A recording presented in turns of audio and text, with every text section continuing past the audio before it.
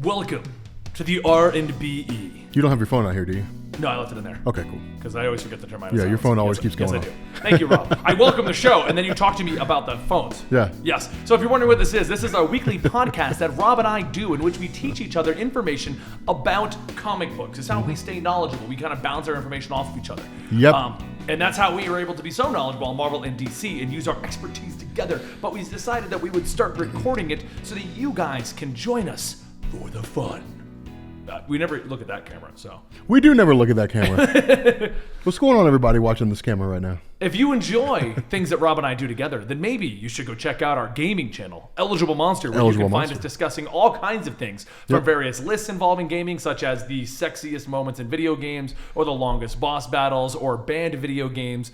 Basically, all kinds of stuff that makes Rob go, who the hell plays that stuff? Yeah, you know, I'm learning a lot about the gaming community outside of like Call of Duty. Man, some of you guys out there, you worry me a little bit. They do. They worry me as well. I'm just not as vocal about it as you are. Yeah, it's a little strange. But you can check that out over at Eligible Monster. That is youtube.com/Eligible Monster. Eligible Monster. Yep. You'll also find Natalie over there. Yep, Natalie's over there with us. And we've also played video games such as we just played Fight of the Gods, where we were Jesus Christ punching Krishna or Sif or somebody. Dude, I like how that opened up. Jesus versus boobs. That was pretty amazing. Yeah. So go check us out over there. You can also support this podcast by subscribing right here at Comicstorian. We appreciate everyone who does. Yep. Don't we, Rob? Oh, yeah, we do. Now, today's list, we decided that since I have Joker as one of my favorite villains, and Rob has Joker as one of his, I'd say, is he one of your favorites, or you really enjoy his content? I'd say I really enjoy his content. I mean, I'm always interested in seeing a story with the Joker, but it's really more of like classic Joker as opposed to like the New 52. The crazy rip your face off Joker? Yeah, the crazy, goofy kind of Joker, like the Batman the Animated Series kind of Joker. Okay, I was going to say, I would not call the current New 52 goofy. That's what I'm saying. Like, that one is not, that one's pretty dark. One. He's still evil, but he's goofy. Yeah. Right. So since I know a lot, and Rob probably does know quite a bit, we decided that it would be more fun to have his writer, Sean, gather up some of the worst things that Joker has ever done. And we're going to see if we know these, or if he's actually going to teach us some stuff. But we also want to try something new. If you have knowledge about the comic book world that you want to assemble into a list format, and you think that it would stump us, send it to comicstorian@gmail.com. Yeah. We'll send it over to a third party to verify if all of your facts are actually real and you didn't make up stuff. Because we know some of you guys will try to troll. Yeah. Rob, did you know that Captain America apparently was Spider-Man for the whole first 20 years of his career? Yeah, that's crazy. They changed it during Secret Empire. Oh, God. That would be hilarious. Anyway. Send it to comicstorian@gmail.com. We will give you official credit. We'll say who sent it over to us, and we will go through the list. But don't worry, we have plenty of content of our own. We just thought it might be fun to see if the viewers can stump us. Oh, I'm sure they can. Like, I love talking about stuff on my channel, but I recognize, man, there are fans that we have.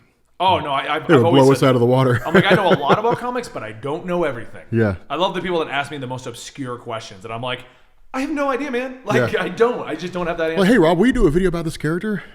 What? I have to Google them to find out who they are. Googled. Okay. Don't know that one. Yeah.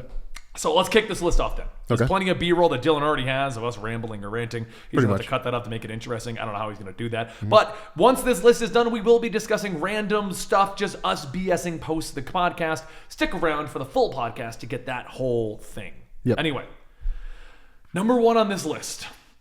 In 1999, DC released Batman No Man's Land. In this story, Joker kidnaps every baby in Gotham, and he holds them in the basement of the Gotham PD. Sarah Essen, James Gordon's new wife, is the first to arrive on the scene. As she catches a baby that the Joker threw at her, he shoots her in the head. He leaves her body with the crawling babies for James Gordon and the other police officers to find. I believe it. That's pretty dark. Well, I mean, you don't have to believe it. That happened. It's just more like, how do you feel about these? I didn't. Have you seen the panels for this? No. Well, see, the funny thing, I have not actually read Batman No Man's Land, but fans have asked me to do it. Yeah, it's incredible. Yeah, so I've thought about going back and doing it again. So I've seen this one, and they actually do a really good job with the scenes, the panels for it. Yeah. So you got her like holding the baby, but like the final scene is her bloodied on the ground, and it's just babies crawling all over her that he had kidnapped. That is... Yeah, it's twisted beyond That belief. sounds so twisted. Yeah, that's crazy. Yeah. The Joker's... So for you and for everyone else, the Mark Hamill Joker for the animated series was toned way down, and it was bringing him back to like the 60s. Oh no, that was Steve Englehart Joker. Yeah, that was from the Englehart era. Yeah, when was it? What era is the? That was in the late 80s. Okay, so it's still the older era is what I'm saying though. Yeah. Like I'd say probably about 2000, he really started to get crazy. Pretty sure it was in the 80s. Yeah. The DC didn't actually used to use the Joker that much at all. It's I only know. recently. He's very similar. Like he was more famous and had a lot more like mainstay stuff. Unlike the Reverse Flash, but he had more stuff. But he was still like reserve him for something huge. Is what that used to be their attitude with it. Yeah. You know, so only recently has he been getting used as much as he has been. Like the Reverse Flash, where until 2009 he pretty much had like a sporadic appearance here and there, but you never See, that was something that I didn't know because we were talking about that. We were talking about like the whole Reverse Flash thing and the idea that like after Crisis on Infinite Earths, he only had like a couple of appearances. Yeah. And that was it. Yeah, he just doesn't show up, and that because the same thing, they wanted to reserve these epic villains. Recent DC's been like, can we get a Joker story every year? Which I'm actually not upset about because the Joker's pretty awesome. Do it until I'm tired of him, then retire him for a little while. Yeah, you know, just keep him off the radar for like a year and a half. So this one, I'm going to assume you know. I know this one very well. So why don't you go ahead and tell us, what did the Joker do in The Killing Joke for number 2? Dude. Okay. Now, there is what people think he did, and there's what it looks like he did. Right. Okay. Give us both. Because this is... Okay. So the idea is that Joker shot Barbara Gordon, paralyzed her. All right. But there are people that say that he had let his henchmen like have their way with her. Right. Or that he did that. But the result was that he ended up taking a bunch of pictures of her while she was in a state of undress. YouTube demonetization, go away. I was going to say, inappropriate positions. Yeah, while she was in very compromising positions. And then made Commissioner Gordon look at them all as he was going through like this little ride of absolute horror. Yes.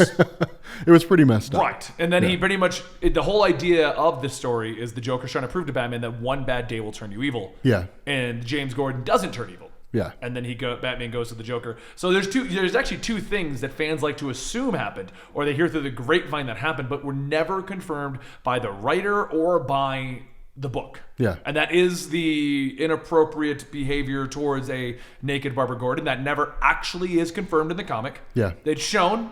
You can argue it's implied, but there's nothing confirmed. Oh, it's just pictures of her just crying with a bullet hole in her abdomen. That's what I mean, naked. And so you can assume whatever you want with that. And the same thing is at the ending where everyone's like, Batman kills the Joker in this story. All right, here's the funny thing about that. Alan Moore has never spoken about that. The guy who wrote the story. Writer Grant Morrison came along and said Batman, like, he went crazy and killed the Joker, I think is what it was. No, but Grant Morrison's actual wording was that in his opinion, this is how the story ended. Yeah, and then people take it as absolute truth. Aren't they both Scottish? Isn't that where the whole thing comes out of? I have no idea. They're both not American, I know that. Yeah. But no, they don't take it as absolute truth. The confusion is people think Grant Morrison wrote the story. Oh, really? So they think the writer said it. So many people have spoken to, like, no, the writer came out and said that. I'm like, no, he didn't. Yeah. That was Grant Morrison talking to Kevin Smith about some of his favorite stories and why he liked The Killing Joke. Yeah. Now, you're left to assume Batman killed him, Batman didn't kill him. You can assume whatever you want. But the story's in canon, which means he literally could not have killed the Joker. I mean, I like the idea that Batman killed him at the end. I think it's kind of cool. No, I do. I like that too. And if you take that story as a standalone story, I like that idea. Like, this was it. Batman. The problem is it doesn't work in current continuity. It doesn't work in current continuity. Yeah. It doesn't work for Batman in general, because the whole thing with Batman, he doesn't kill anyone. Yeah. But I like the idea that Batman finally was like, this is what you did to my friend, you're dead. Oh, well, Golden Age Batman did. Golden Age Batman hung like what is it? He hung a patient from a mental institution from the Batwing. Yeah. And he was like, well, he's better off this way. I was like, man, Batman, it's pretty ruthless, dude. Yeah. Batman also used to carry around a gun. Yeah, he did. You know, I love the argument to counter that. Well, that's the old books. That's like, no, they've toned him down. Just like, Superman used to throw people into the sun and everyone used to kill all the time. He threw people into the sun. Yeah. That's Rob's story for Batman versus Superman. Yeah. Superman just throws Batman into the sun. Just throws Batman into the sun. It's one page. Just the one. I talked about that in my Hyperion video for the Omega level thing. That's your pitch to DC. Let me write this. But I just want to write a backup feature, and it's one page long, and Superman grabs Batman and throws him into the sun. And that's it. That's the end of Bruce Wayne. That is the end of Batman. Yeah. What about Injustice, Rob? What about... No. He would have grabbed him and thrown him in the sun. Yeah. Like, I agree with you on that one, honestly. As much as I love Injustice, the moment Batman started any problems with Superman, that would... Yeah. Yeah, just fly him to the other side of the explored universe and just drop him off. Like, just start paddling and you'll make it back in 500 million years. I don't know. So, okay, let's go with Death in the Family. Oh, God, that's a great story. Well, I mean, go ahead and tell it then. Yeah. So Death in the Family, it deals with basically the idea that DC was getting rid of Jason Todd. Fans hated Jason Todd because when he first popped up, he was a carbon copy of Dick Grayson. Yeah. So it was like a 50-50 split, but a jerk. Exactly. Yeah. And supposedly he killed some people. There's a couple instances where like he's chasing after a guy. The guy falls off like a balcony or something like that. And Batman gets there and he's like, what happened? And like the implication is that Jason Todd pushed him off. Okay, I was going to say, I'm pretty sure it's all implications. Yeah, it's never confirmed that he killed anybody. Yeah. But no. So anyway, there's a whole huge mythology behind there in terms of why they killed him. But the idea is that Jason Todd goes to find his mom. And then I think Joker, like he lures him to some location. Well, no, it's Jason Todd gets a note from his mom. Oh, that's right. Right, she actually contacts him. Yeah, and then I believe Joker he finds her over there too. Yeah, he does. Yeah. And then Joker beats him to death with a crowbar. No, beats him up with a crowbar and then blows him up. Yeah. Yeah. So now was he? But he also does it as Batman showing up to save him. He times it so that Batman can't physically save him. Yeah, Batman gets to the building as it explodes. Yeah. Now does he beat him to death with a crowbar and then blow him up, or does he die in the explosion? Well, unless that's part of the retcon. I know more recent tellings of that story is that Jason is alive up until the explosion. Okay. Now, maybe in the original, because I haven't read that one in a long time at this point, but maybe in the original he's dead, and then Joker just blows it up. But I know in the recent retellings, Jason's beaten, and then he just can't get away. Okay, that's fine. Yeah, I couldn't remember which one it was. I know he dies in the thing, but yeah, that was great because like that was one of the biggest things because that was the second blow because that came after Death of the Family, or I'm sorry, that came after Killing Joke. Yeah, okay, I was going to say Death of the Family's later. That's next on the list. That's way later. No, that comes after Killing Joke. And then Batman's just like, it's the last straw. And the coolest thing is when, in Under the Red Hood, when Jason Todd comes back, Batman was, like, Jason Todd's like, why didn't you kill the Joker? And he's like, you wouldn't believe how close I was to killing him. Yeah. Like, it was really good. Here's the actual writing that your guy Sean put onto here for this. Death in the Family was a 4-issue comic written by Jim Starlin in 1988, also known as Batman 426 to 429. Many comic book history buffs remember the story arc was the result of a fan poll to determine what would become of Jason Todd Robin. Jason Todd lost, and DC was set about arranging his death. It was fitting that if a member of the Bat family were going to die, that it would be at the hands of the Joker. As Jason Todd was trying to find his birth mother, little did he know that Joker had found her first. The Joker blackmails Sheila Haywood, Jason Todd's real mother, into handing over her own son. The Joker then goes nuts on Jason with a crowbar, leaving him unconscious in a pool of blood. He then ties Sheila Haywood up and leaves the time bomb in front of her. A badly beaten Jason throws himself onto the bomb in an effort to save his mother, but she also dies in the blast. Okay. This is cold even by Joker standards. Yeah, it's pretty messed up. That's what he wrote here, though. Yeah. I totally forgot about saving his mother. Yeah, I forgot about that too. I thought he was just there and just blew up. Just kind of. Maybe the retcons pulls the mother out. I know in a lot of the retellings and retcons, she's not as heavily talked about. Well, it's usually just like a momentary flashback too. Yeah, like an Under the Red Hood, it's like that. Because all the Red Hood shit since New 52 has been a lot of and here's what happened between me and the Joker. It's like one or two panels, like the Joker with a crowbar and like a flashback scene, just like beating Jason they don't Todd. show it too much anymore. And that's really about it. And kind of probably for the best. I mean, he beat a kid with a crowbar. Yeah, he beat a kid to death. That's pretty messed up. Okay, so the next one on this list is Death of the Family, which is a 23-issue story arc that crossed over most of the Batman-related titles, such as Batgirl, Catwoman, Nightwing, Detective Comics, and Red Hood and the Outlaws. This was just after the New 52 relaunch in 2011. Dude, that was a great story.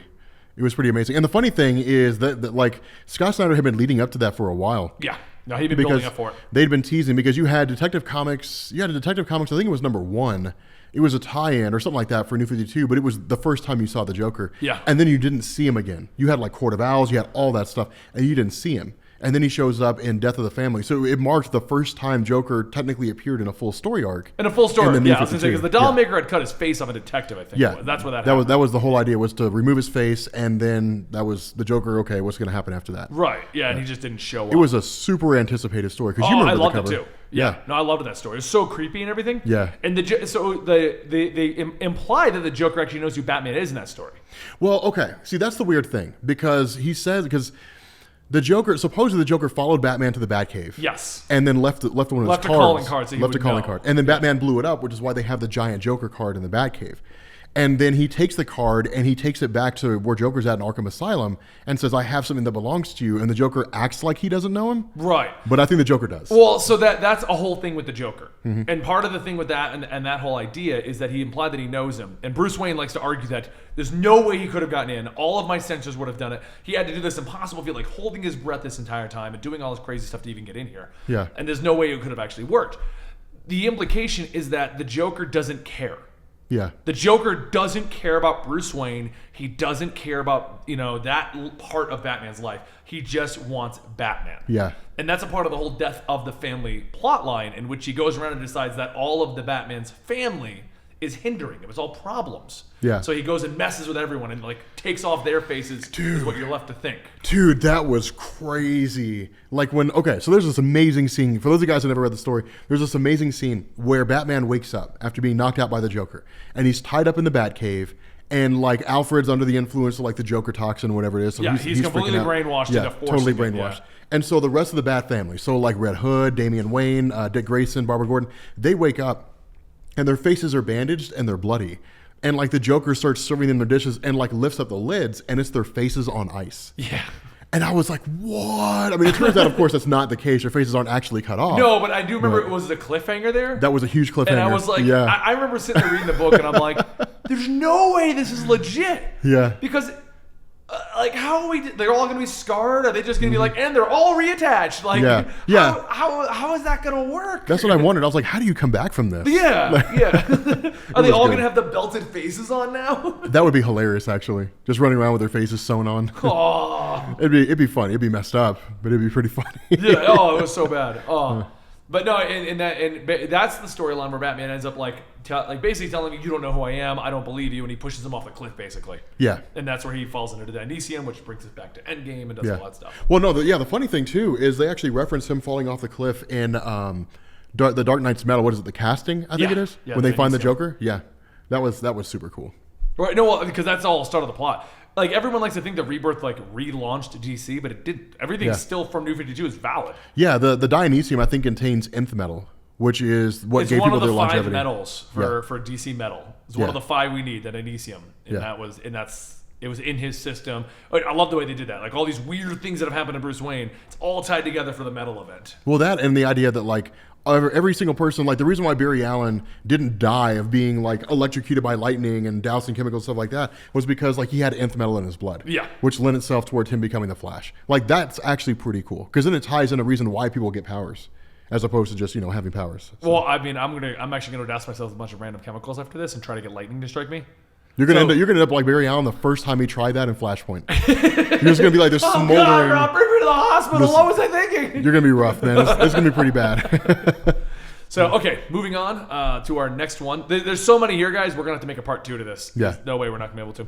Definitely. So, number 5. Okay. Do you know of the Brian Azzarello story, Joker? I have not read that. I know he wrote Joker, and I know he wrote Lex Luthor. Yes. But I have not read either of those. So, he's Joker. I haven't read Lex Luthor. Okay. But I know of Joker. I've read Joker. Mm-hmm. And the idea behind the Joker is he's real. So, here's how, in real life, how the Joker would act. And it's modeled after the Heath Ledger Joker, because this came out in 2008, so it was around the whole Dark Knight sequence. Wow. So it was if the Joker was real and how other people viewed him. So the story itself followed his henchmen.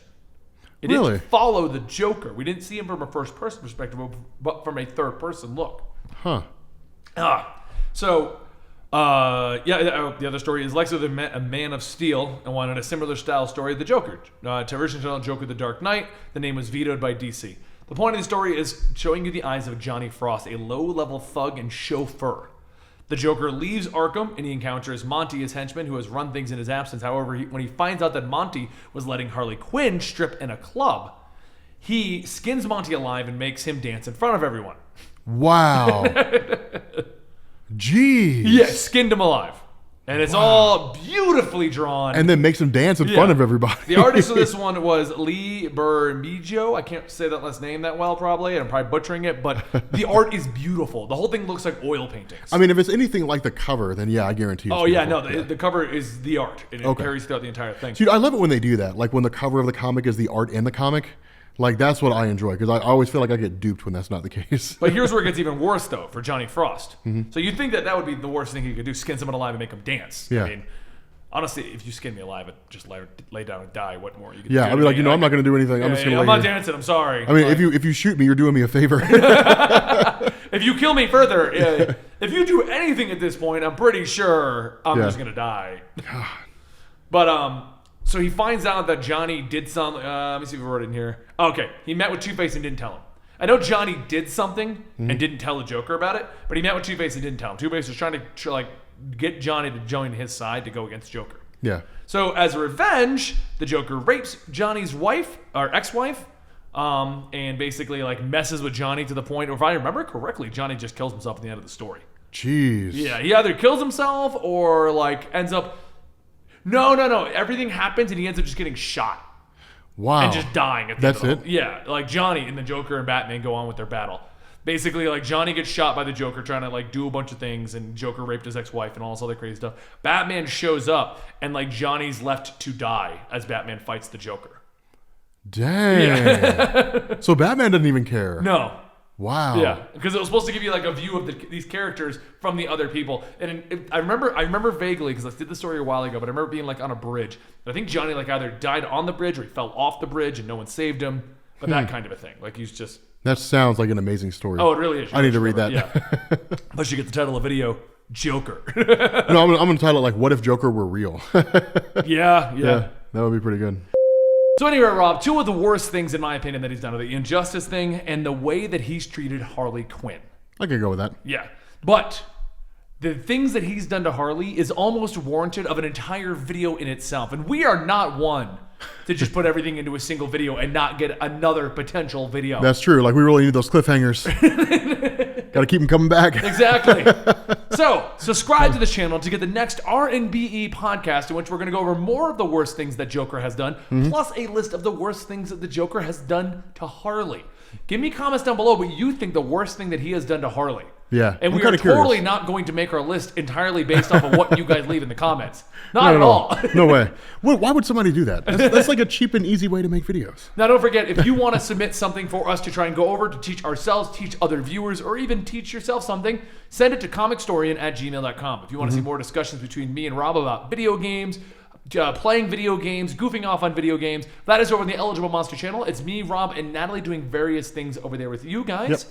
And if you wanted to see us rambling, stick around. We have B-roll. We always record B-roll. We have so much B-roll. We end up just rolling the cameras I'd say 20 minutes before every episode. Usually. And then we just talk about random stuff. Yeah. Normally whatever just comes up off the cuff. Off the cuff, Rob. The cuff. I just realized your hat has a kangaroo on it. Yeah. Kangle? I want that. Not the way you just said it sounds like Kegels. But anyway. Kegels. Kegels. My Kegel hat. Your Kegel hat. That is now a thing. We're going to sell Kegel hats. No, we're not either. All right, guys. If you don't want to hear the B-roll, us rambling, thank you for joining us. Subscribe to get more comic book knowledge dropped on you in the R&BE fashion. Don't forget, follow me on Twitter at Comicstorian. He's at Comics Explained. Subscribe to this channel. Yep. And we'll see you next time. Or we'll see you in literally a second as we go to another roll. We'll catch you guys later. Peace. No, I know. I'm aware that I'm allowed, Rob. This is not. So you're still peeking. This is not news for me. This is not. You're not filling me into something I'm not aware of for my entire life. So then why are you so loud? Why am I loud? Yeah. Because everyone likes to ask me that. Everyone goes, Benny, why are you such a loud individual? You can talk over everyone. Your voice can pierce walls. It's because I'm from Rhode Island. Does that make any sense? That's actually a very bad case because Rhode Island's very small. So it's not like you have to shout for people to hear you. No, that's just it. We're so close to each other, we just shout instead of using phones. So I just yell across town. It's like a dad joke. It is a dad joke, but it works. That's why I'm so loud. I guess. That's weird to me. This guy's like a dad. I would be a good dad. You would be a good dad. But I'm not going to ever be a dad. That requires me not to play video games all day and read comic books. Dude, that'd be the best reson to play video because you have a kid you can play video games with. If I could get a kid that is by default 10 years old, golden. I would have so much fun. I don't want to deal with that first 5 to 10 years. The best years? When they're a baby and you have to wake up at weird hours and they're drooling. And Yeah, because by the time like they're a teen, they're going into those angsty years. I'll take angsty years over spitting up on me years any day. Yeah, I don't know, man. I was pretty terrible. You want the spit up years? Yeah, I want the spit up years. I was pretty terrible when I was a kid. You're pretty terrible now, Ron, but we all tolerate you. Thank you, Benny. I appreciate that. From my heart. It's just me being your friend. I appreciate it. At least you're honest. I am an honest individual. You can't ever tell me I'm not. Yeah. I've said quite a few things that you've just looked at me like, I would knock you out if this was any other situation. Yeah, just punch him really hard. Yeah, you would. I could totally see that. Yeah. I was watching a video this morning about people being crazy and getting kicked off planes. Oh, I love watching those. Those were hilarious. Yeah. No, I love watching those. People just being batshit, and you get the horror stories from like the stewardess and the stewards, and they're like, oh, this person was it, and they have like rules with alcohol and stuff like that. It's crazy. Yeah, some guy was just belligerent drunk. Like the stewardess chick's like, I can smell the alcohol on your breath. Yeah, it's crazy. Rob irritates the hell out of me sometimes. About what? Because sometimes we'll be having like a nice debate or discussion, and Rob, just because he wants to argue, will argue some of the stupidest points or valid points. Either way, he will argue them into the ground. Like yesterday with Gary? Oh, God. Dude, you were getting on my nerves yesterday with Gary. So we were talking we were talking about what started the geek and nerd movement, right? Yeah. So like what made it acceptable to read comics. And he was like, I believe it was Blade. And I'm like, Rob, actually it was X-Men. I did a whole bunch of research on this, and it's pretty much generally accepted that it's the X-Men. I did it for the book. I wrote a book a while ago, and we literally have a whole chapter about that. And Rob's like, well, no, I really think it was Blade. Yeah. I'm like, Rob, I've seen the research. There's research that says it was pretty much kicked off with X-Men, and things like Big Bang Theory made it more, more of a mainstream thing. And Rob's like, well, research isn't always right. And I just wanted to be like, what? My gut tells me it was Blade. It was the first R-rated comic book film. Oh my God. Anyway, Rob loves to do that though. He loves to, because some of your arguments are just, I can tell you're just arguing to argue. Usually, yeah. Like you and the competitive gaming thing, which you've tried 3 times to try and convince us that you're on a competitive gaming team. I am. And I like every time he brings it up, I'm like, Rob, I know you're BSing. He's like, no, I'm on a competitive gaming team. Yeah, I'm not on a competitive gaming team. I'm like, Rob, I know you're BSing. One time, Rob tried to make us believe that he goes home and practices for 2 to 3 hours with them. Mm-hmm. Is that what you were saying? Yeah, I would never be on a competitive gaming team. I'm sorry, but I'm not going to dedicate that much time of my life to a game like Overwatch. That's pretty boring and redundant. It's not going to happen. Oh, you're going to start a whole other argument about Call of Duty, on the other hand. No. Oh man. I like what I like. I don't know what to say. Call of Duty is 100% not repetitive or redundant not repetitive in any way, shape, or form. Matter of fact, their map packs are incredible.